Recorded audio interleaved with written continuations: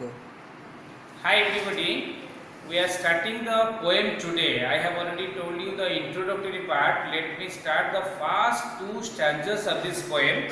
And the name of the poem is Stopping by Woods on a Snowy Evening, written by Robert Frost. All of you know Robert Frost is one of the famous American poets, and he has written poem on two themes, that is nature and the ordinary men and women and their problems. And here let me present you the first two stanzas of the poem, what it tells, what is the message we have to learn. And the first stanza, let me tell you first, let me read. Whose woods these are, I think I know. This house, his house is in the village though.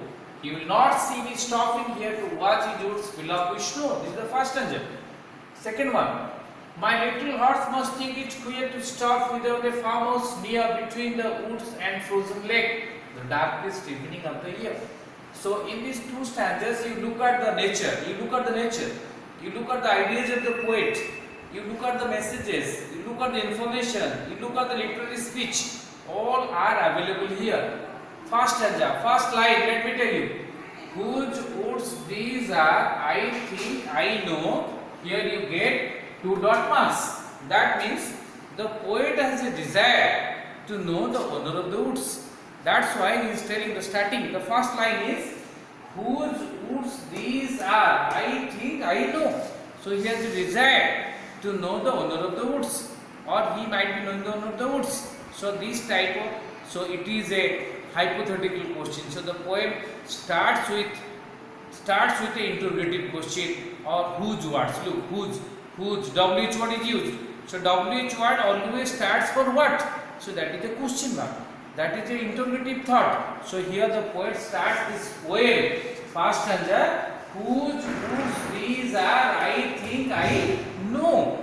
Here the tick marks given, dot marks given. The dot marks also indicating that the poet might be knowing, but he has a strong interest to know the owner of the woods. Let me tell you what is the difference between woods and a forest.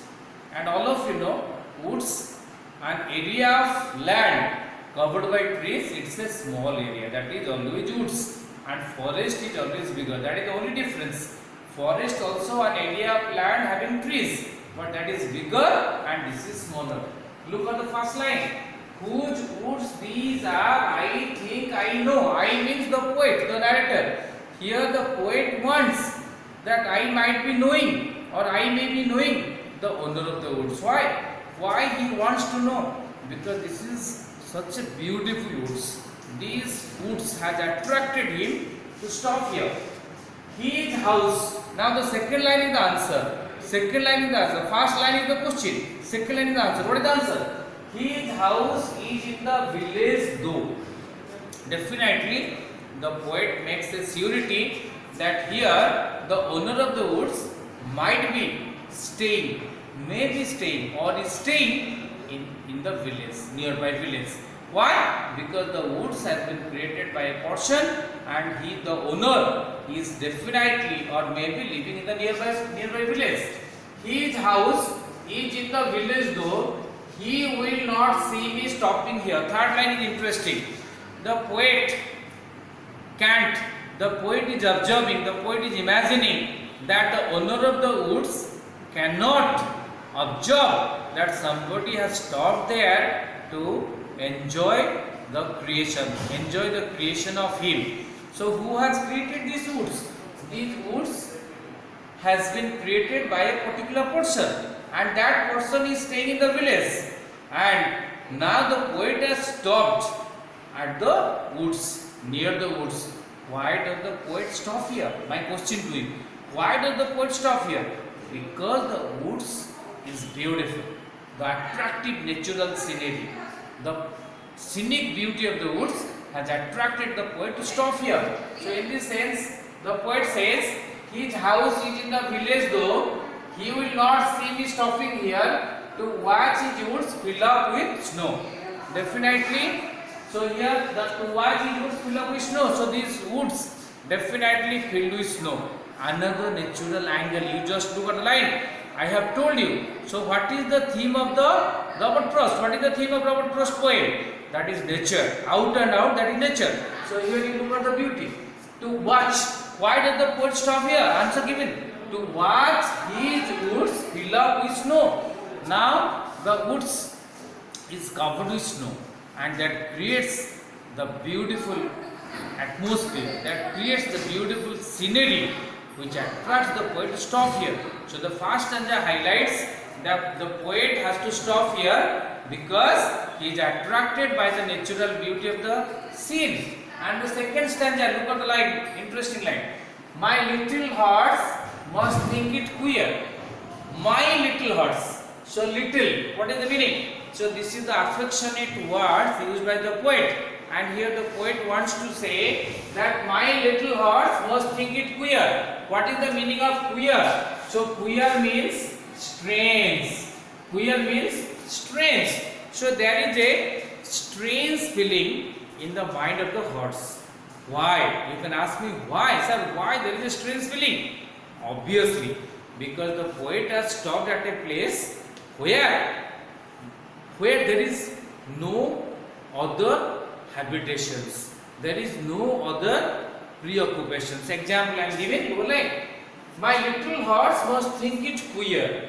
Why does the horse feel it queer? Why does the horse feel surprised? Second line is the answer. Second line, to stop without a farmhouse near. The poet has obviously stopped at a place where there is no farmhouse. One example I am giving. So when all of you go on a journey, where do you stop? When you go on a long journey, where do you stop? You stop at a restaurant, you stop at a coffee stall, you stop at a tea stall. Why? Just to relax your legs and just to take some snacks or water.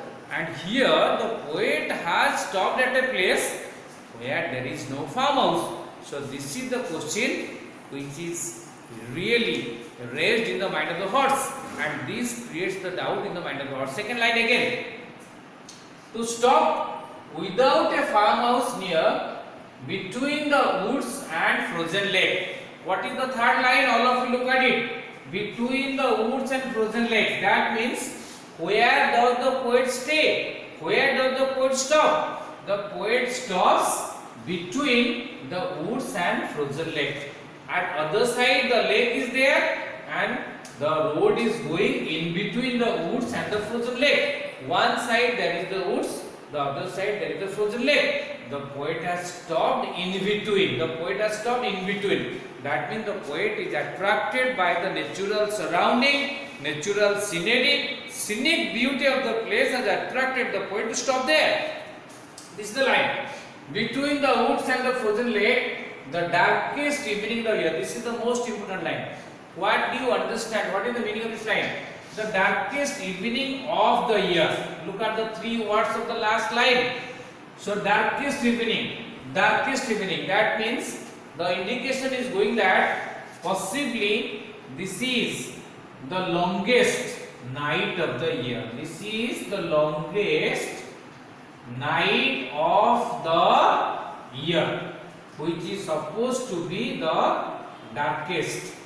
The other clues I am giving. What are the other clues? All of you know. Suppose I ask you one question.